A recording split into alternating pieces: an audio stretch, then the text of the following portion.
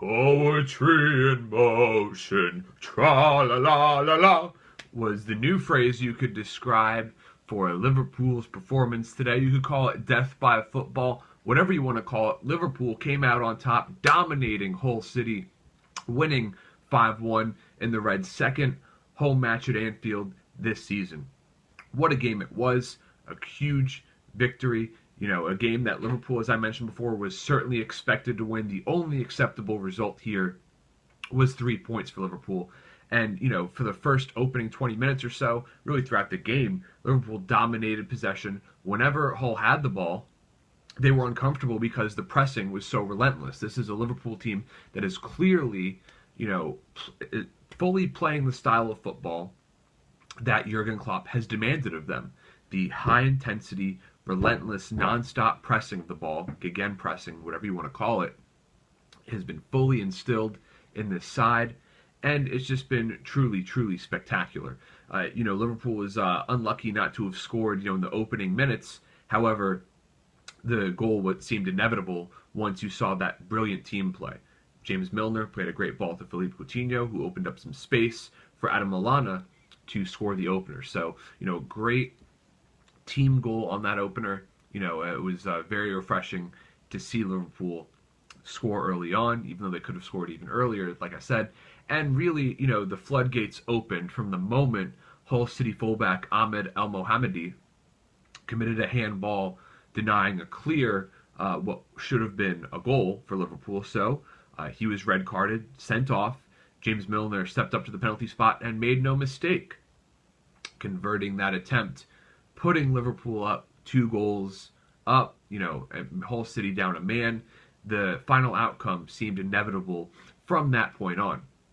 Now, Sadio Mane, I have given him so much praise, so much respect, and I feel the exact same way, even more so, with the way that he played.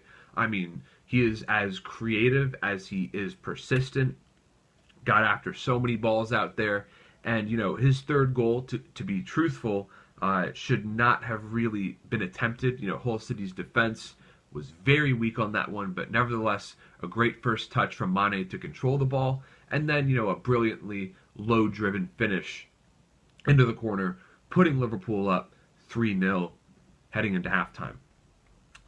I would assume at the halftime interval, Jurgen Klopp said, "All right, lads, I want more of the same."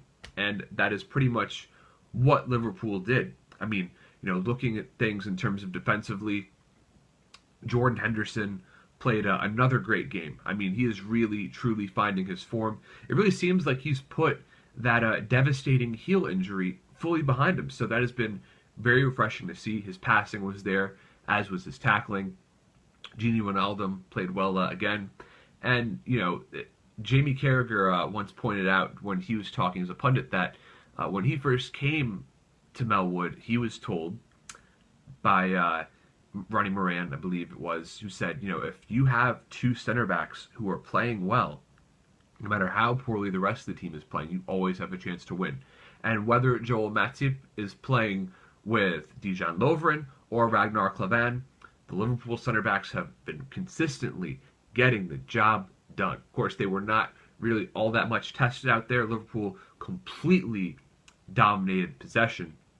But Matip is quickly emerging as one of the top center backs in the Premier League. It was a little disappointing to see Lovren out as he is fighting a viral infection. But Ragnar Klavan, once again proving that he is a more than capable substitute. I was happy with his performance, and I was in awe of that one ball he played through pretty much the heart of the Hull City defense, playing a great through ball for James Milner that set up an oh-so-close attack.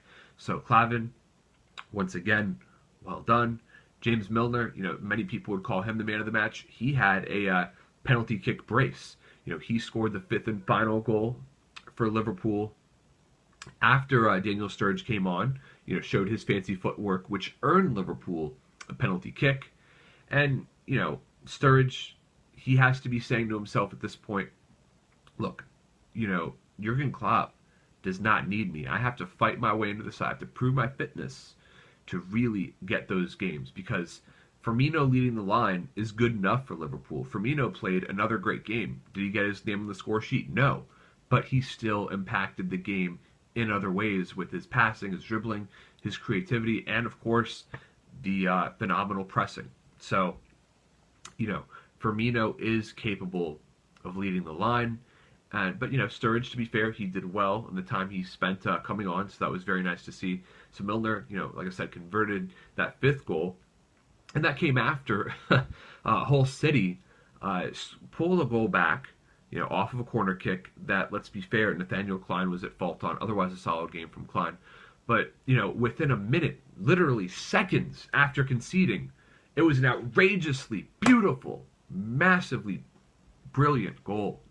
I mean, truly, I think of many words when Philippe Coutinho comes to mind, but the first one is brilliant. He's the creative magician. He scored a screamer from outside the box.